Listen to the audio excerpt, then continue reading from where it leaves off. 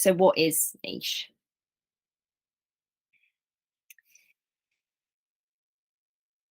What successful podcasts all have in common is that they are still going. And success, again, is subjective. So it needs to be achievable, affordable, and realistic for you. And that's going to look completely different for everybody. A successful podcast can't be successful if it isn't sustainable. And a key part of that puzzle is niche. That's your passion, your specialist knowledge, your why. Niche essentially means a specialist area that a group of people are interested in or want to buy or invest in. And I'm specifically not going to talk about, what people are going to buy from you, because your goal with your podcast isn't necessarily going to be quantifiable and down to driving sales, etc. It might be just, increasing awareness, or it could just be something as unquantifiable as I want to start a podcast because I've always wanted to and I want to see if I like it. So going back to the specialist area, that could be something really abstract. You could be your niche. Think of lifestyle influencers whose bread and butter comes from a group of people aspiring to be them or like them. They are their niche within a broader category of, fashion, lifestyle, home, etc., etc. The idea that our niche should be tidy and explicit enough to write in our bio. I'm thinking of, I'm Lucy and I help insert dream client do the thing you teach through how you teach it. The idea that we should be able to easily fill in those blanks, it works really, really well for some brands or small business owners, but absolutely heaps of us don't fit into that neat formula. And that's okay.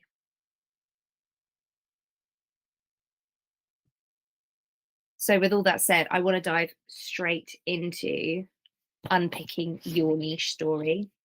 So, why are you starting your podcast? What do you believe your niche to be at the moment? Do you have one? Think of someone in your orbit who you perceive to have a tight niche. What is it and why does it stand out to you? And please just go with your gut on this one. It doesn't have to be somebody that you particularly want to emulate, it could just be someone that you always think of. What's blocked you from honing into a tight niche?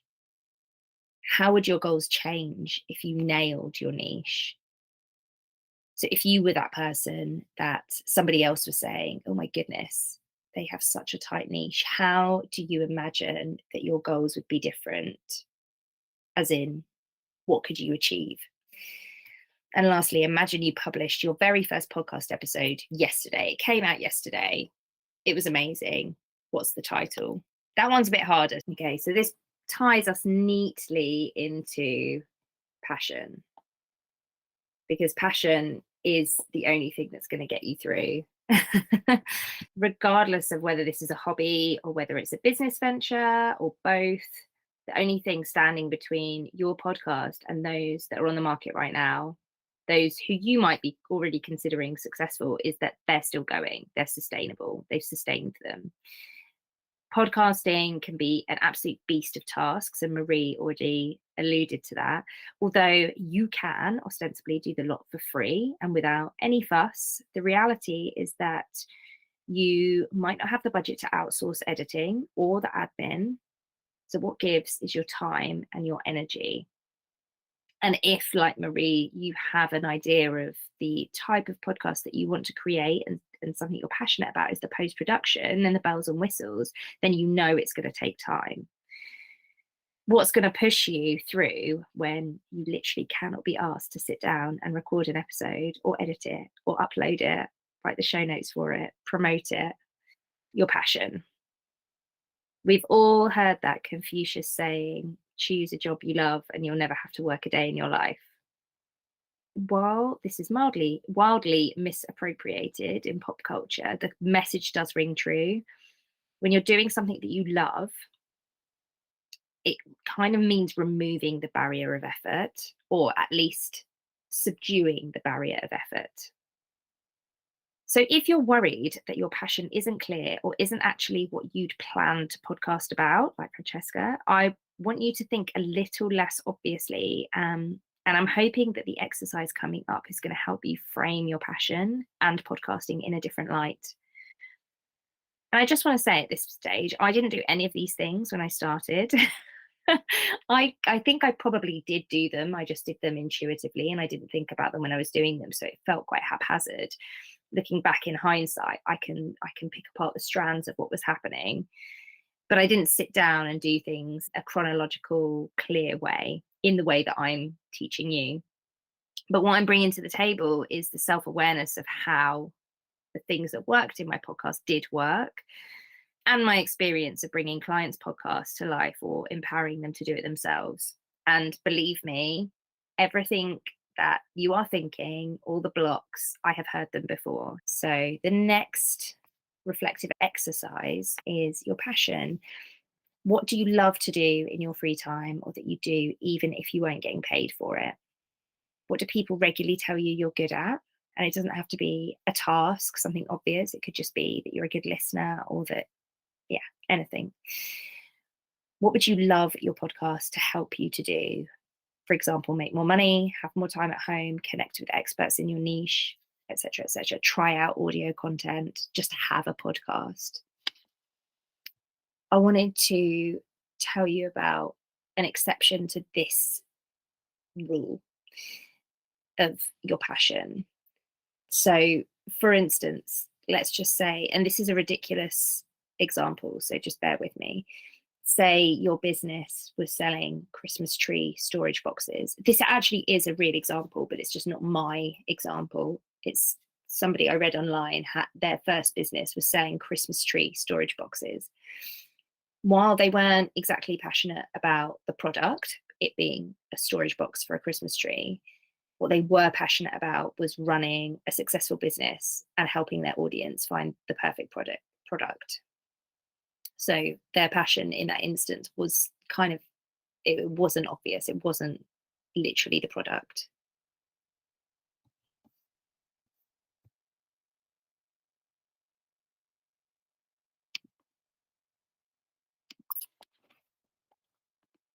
Okay, so the last section, the second factor in the loosely termed formula is your specialist knowledge.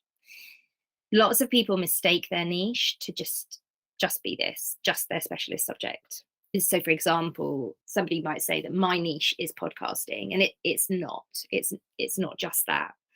And the reason that that's a mistake to just say that your specialist subject is your niche is because A, what you know isn't who you are, and B, what you know doesn't define your mission or your values. And of course, it doesn't separate you from the next person who also has the same specialist subject as you.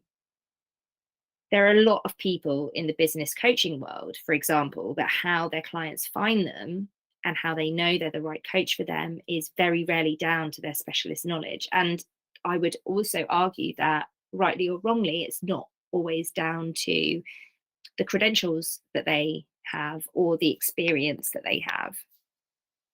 So what actually happens is that their passion is the prism that we see them through, which is to say that your specialist knowledge is your foundation and your passion is the filter that knowledge passes through to reach the focus group of listeners or buyers or fans that you want. So your knowledge, your niche is your knowledge plus your passion. The two are important because your people will find you through both, and your passion is the filter that your listeners, your people, your fans are going to see you through. And actually, a lot of people would argue that your niche is your knowledge, your passion, and therefore the audience.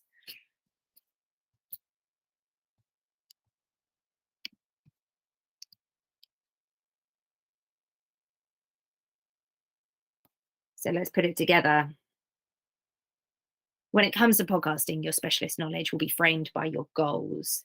Your passion doesn't have to be what you're talking about. So think of that shed example, or think of the example, the shed example, because that was the one with sea swimming. So defining your niche makes all of your decisions easier. and it helps clarify your mission for your listeners, for your sponsors, for you as well. So, like I say, when it comes to podcasting, your specialist knowledge is going to be framed entirely by your goals. And your goal might be as easily definable as cover my running costs. I just want to break even. I need to outsource creating the cover art. So I know my upfront costs are going to be however much. And therefore, I just want to make sure that I can cover that in some way. It could be increase client leads. It could be grow your email list, but it could also be more abstract or something like increase my brand awareness, cement your authority as a thought leader in your field, or create community of, XYZ enthusiasts, or just create a community of people who want to hear what you're saying. It could be try out creating audio content. So, Francesca, you know that I've had this problem come up a lot of times. A lot of people literally just want to try out audio content. They don't feel that they're allowed to do that. So it's a bit of a two-parter then. So if you know your specialist knowledge, that's brilliant. If not, start by defining your podcast goals. We're back to the very last exercise. What are you paid to do already, or have been asked for your expert advice on? If you had to do a TED Talk tomorrow with no prep, none at all, no cheating, what topic would you choose? And what are your goals for your podcast, abstract or otherwise?